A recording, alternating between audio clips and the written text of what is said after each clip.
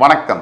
ஆஸ்ட்ரோவேலின் நல்ல நேரம் நிகழ்ச்சியின் சார்பாக அத்துணை சப்ஸ்கிரைபர்களையும் எல்லா அன்பு உள்ளங்களையும் எனது நண்பர்களையும் வருக என வரவேற்பதில் பெருமகிழ்ச்சி கொள்கிறேன். இறைவணக்கத்தை கூறி எப்பவும் போல இந்த வீடியோ தொடங்குவோம். வக்ரதுண்ட மகாகாய சூரிய கோடி சமப்பிரப அவிக்னம் குருமே தேவ சர்வ காரியேஷு சர்வதா. தென்னாட்டுடைய சிவனே போற்றி, என் நாட்டவர்க்கும் இறைவா போற்றி. அன்பர்களே, நண்பர்களே, மற்றொரு புதிய காணொலியின் மூலியமாக உங்கள் அத்துணை பேரையும் சந்திப்பதில் மிக்க மகிழ்ச்சி கொள்கிறேன். இன்று நம்ம பார்க்க போகிறது ஒரு சூப்பர் எக்ஸ்க்ளூசிவான ஒரு வீடியோ. அப்படி என்ன சிறப்பு இந்த வீடியோவுக்கு அப்படின்னு பார்த்தோம்னாக்க சிம்பிளுங்க.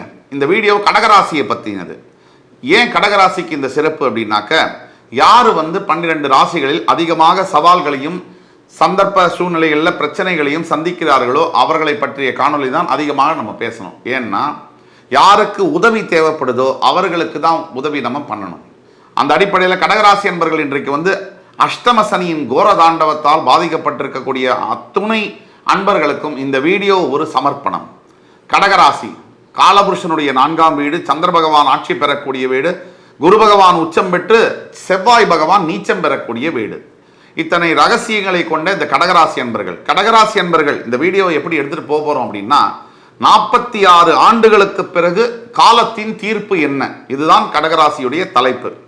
இந்த 46 ஆண்டுன்னு சொல்றதுக்கு காரணம் நம்ம பின்னாடி பேசுவோம். முதல்ல கடகராசி என்பர்கள் யாரு அப்படிங்கறத பத்தி பேசுவோம். கடகராசி என்பர்கள் ஒரு விஷயத்தை மனசுல ஏத்திட்டாங்கன்னு சொன்னா அதை அவங்களால மறக்கவே முடியாது வாழ்நாள் முழுவதும். கடகராசி என்பர்களுக்கு பழி வாங்குகின்ற குணம் என்பது ஒத்துக்க மாட்டீங்க, ஆனா கண்டிப்பா இருக்கும். அதே மாதிரி மனசுல ஏதோ ஒரு மனசுல தேவையில்லாத எண்ணங்கள் வந்து கொண்டே இருக்கும். தூக்கம் சரியா இருக்காது பல கடகராசி அன்பர்களுக்கு.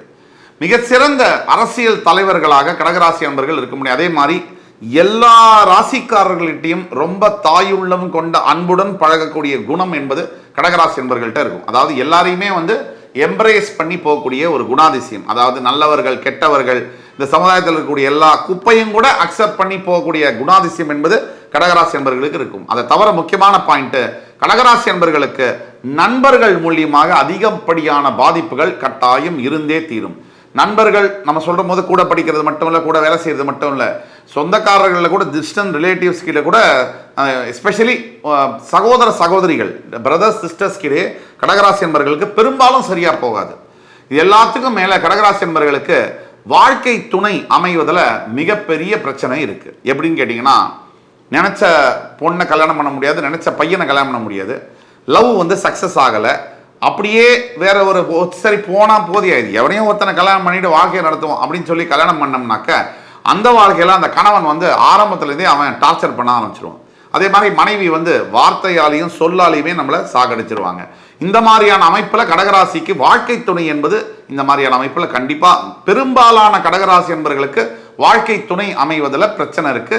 சரியான வாழ்க்கை துணை அமையாம ஒன்றுக்கு மேற்பட்ட திருமணங்களுக்குள்ள போகக்கூடிய வாய்ப்புகள் கடகராசி என்பவர்களுக்கு நிச்சயம் உண்டு. ஒன்று, இதுக்கு காரணம் அப்படின்னு பார்த்தோம் சொன்னாக்க, ராசிக்கு 7ஆம் இடம் என்பது கடகராசிக்கு நீங்க பார்த்தீங்கன்னு சொன்னாக்க மகர ராசி வருது. அந்த மகர ராசிக்கு அதிபதி சனி பகவான். இப்ப சனிக்கும் சந்திரனுக்கும் ஆகாது, அதனாலேயே கூட இது ஒரு முக்கிய காரணம்.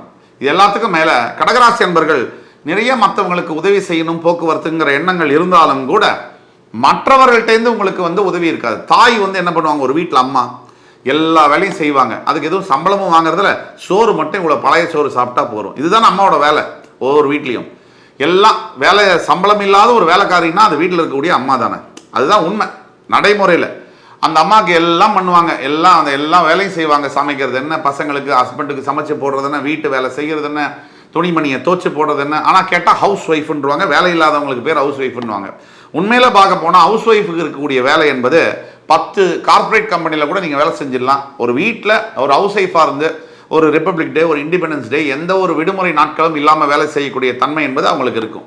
அதில் எந்த ஒரு லீவு கிடையாது. உடம்பு சரியில்லாம் கூட அவங்க அந்த சமையல் பண்ணிட்டு தான் படுத்துக்கணும் கூட, அந்த மாதிரியான அமைப்பில் இருக்கும். ஸோ இந்த வேதனை என்பது சொல்லி மாறாது. கடகராசி என்பர்களில் பல பேரோட வாழ்க்கையும் கூட இப்படி தான் இருக்கும். நிறைய மற்றவங்களுக்காக செய்து சாக்ரிஃபைஸ் பண்ணி மற்றவங்களுக்காக உழைச்சு தன்னுடைய மனம், உடல், ஆரோக்கியம் எல்லாத்தையும் இழந்தும் கூட, பணத்தை இழந்தும் கூட மற்றவர்கள்ட்ட ஒரு துளி கூட ரிட்டர்ன்ல வராது அப்படிங்கிறது கடகராசி என்பவர்களுடைய தலையெழுத்து. சரி, எல்லாமே இப்படிதானா, நல்லது இல்லையான்னு கேட்டீங்கன்னா நிறைய நல்ல விஷயம் இருக்கு. கடகராசி என்பவர்களுக்கு நீங்க பாத்தீங்கன்னு சொன்னா, தொழில் செய்யக்கூடிய இடத்துல கொஞ்சம் ஃபேவரபுளான அமைப்புகள் இருக்கக்கூடிய வாய்ப்புகள் நிறைய இருக்குது. அதே மாதிரி கடகராசி என்பவர்களுக்கு பஞ்சமஸ்தானத்திற்கு அதிபதியாக செவ்வாய் வருவதனால் கொஞ்சம் அக்ரஸிவான பார்ட்னர் கிடைக்கக்கூடிய வாய்ப்பும் இருக்குது. எல்லாத்துக்கும் மேலே கடகராசி என்பவர்கள் நிறைய டிராவல் பண்ணக்கூடிய, நாடு விட்டு நாடு, கண்டம் விட்டு கண்டம், அதாவது ஃபாரின்ல செட்டில் ஆகக்கூடிய வாய்ப்புகள் 12 ராசியில் கடகராசி என்பவர்களுக்கு அதிகமாக உண்டு என்பதில் ஐயப்பாடு தேவையில்லை.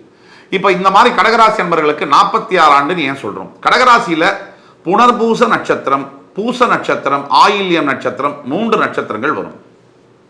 புனர்பூச நட்சத்திரம் 4ஆம் பாதம் தொடங்கி பூச நட்சத்திரம் 1, 2, 3, 4 பாதங்கள், ஆயில்ய நட்சத்திரம் 1, 2, 3, 4 பாதங்கள் முடிய 9 பாதங்கள் அடங்கிய கடகராசி நம்ம ஒரு சிறப்பான ராசின்னு சொல்றோம். இந்த கடகராசியில பிறக்கக்கூடியவர்கள் ஒரு சராசரியா புனர்பூச நட்சத்திரம் 4ஆம் பாதத்தில் பிறகுறாங்கன்னு வச்சுக்கோங்க. அவர் குரு திசையில பிறப்பார். கடைசி 4 வருஷ திசை இருக்கும் 16 வருஷத்துல.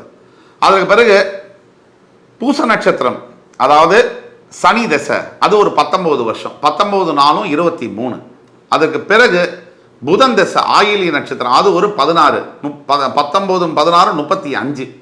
அந்த புதனுக்கு அப்புறம் கேது திசை 7 வருஷம், அது ஒரு 36 7 44 45 வருஷம், கிட்டத்தட்ட ஒரு 46 45 வருஷத்துக்கு அப்புறம் சுக்கிர திசை என்பது ஆரம்பிக்கும்.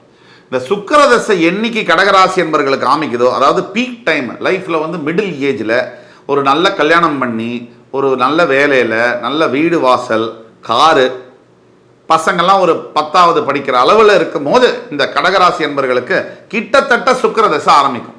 இல்லை கொஞ்சம் பூச நட்சத்திரம் ஆயில்ய நட்சத்திரத்தில் பிறந்தவங்களுக்கு இன்னும் கூட கொஞ்சம் லேட்டாக 55 வயசு 60 வயசில் கூட ஆரம்பிக்கும். எப்படி இருந்தாலும் பொதுவில் இந்த கடகராசி என்பவர்களுக்கு ஒரு விந்தையான விஷயம் என்னன்னு சொன்னீங்கன்னா, இந்த சனி திசையே கூட கடகராசி என்பவர்களுக்கு சனி பகை கிரகமாக இருந்தாலும் கூட சில சமயங்களில் சனி திசையானது சுய ஜாதகத்தில் சனி பகவான் சுபத்துவ அடிப்படையில் இருக்கும் பொழுது இந்த கடகராசி என்பவர்களுக்கு சனி திசை என்பது ராஜயோக திசையாக மாறுகிறது. இதுதான் உண்மை.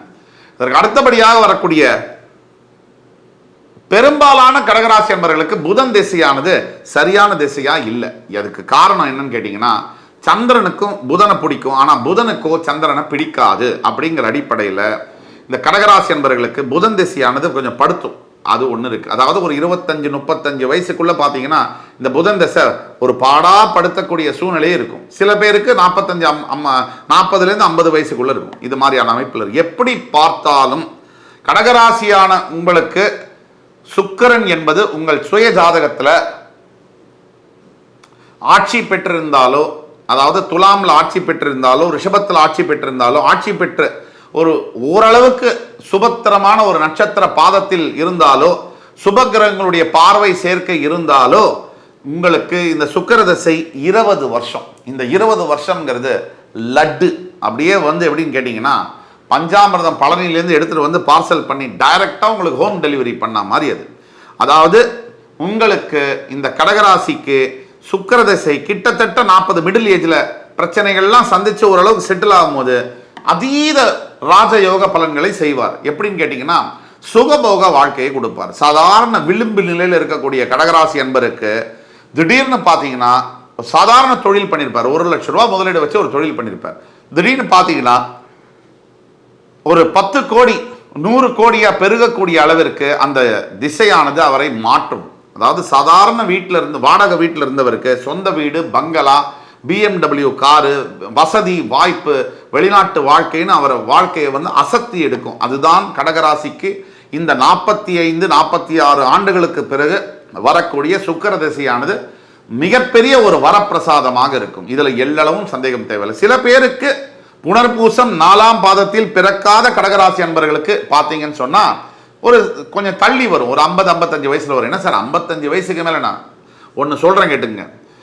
ஒரு வயசில் மிகப்பெரிய அளவில் அனுபவித்து கொண்டாடி என்ன ஆட்டம் போட்டாலும் கூட கடைசியில் வாழ்க்கை வெற்றி பெறுமா இல்லையாங்கிற ரிசல்ட் கார்டு எப்போ வரும்னா உங்களோட 55 60 65 வயசில் தான் வரும்.